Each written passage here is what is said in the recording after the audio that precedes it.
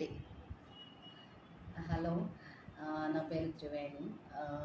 నేను విజయవాడ నుంచి ఒక చిన్న విలేజ్ నుంచి వచ్చాను. సో నాది నేను నర్సింగ్ అంతా కూడా విజయవాడలో ఎన్టీఆర్ యూనివర్సిటీలోనే చేశాను. సో నా నర్సింగ్ అయిపోయిన తర్వాత నుంచి నేను అబ్రాడ్ వెళ్ళాలన్న ప్లాన్లో ఉన్నాను. సో 2 years బ్యాక్ నాకు జర్మనీ వెళ్ళాలని చెప్పేసి నేను స్టార్ట్ చేశాను.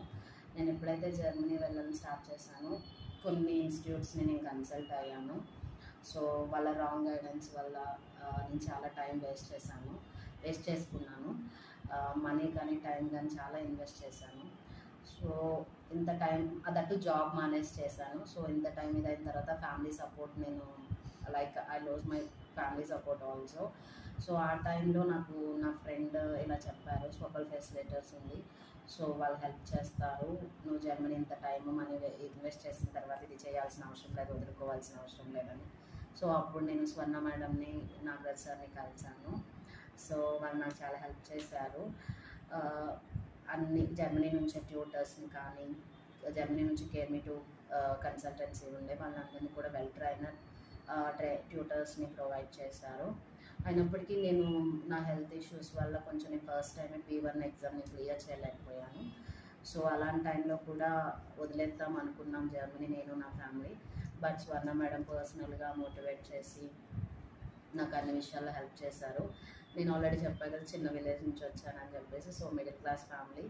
సో ఫైనాన్షియల్గా కానీ అన్నిటిలో నాకు ప్రతి విషయంలోనే పక్క నుండి మా ఫ్యామిలీతో మాట్లాడి గైడెన్స్ చేశారు. సో ఫైనల్లీ నేను B1 ఎగ్జామ్ క్లియర్ చేశాను. వీసా అప్లై చేసేటప్పుడు కానీ అన్నీ చూసి నాకు వీసా అంతా కూడా వచ్చింది, వీసా ఇంటర్వ్యూకి అన్నీ కూడా. ఇంకా ఎగ్జామ్ అయిపోయిన తర్వాత కూడా మేము హాస్పిటల్ ఇంటర్వ్యూకి ప్రిపేర్ చేసేటప్పుడు ట్యూటర్ని ట్యూటర్ని అసైన్ చేశారు. మళ్ళీ స్వర్ణ మేడమే నాకు ఇంటర్వ్యూ కూడా ప్రిపేర్ చేయించేవాళ్ళు.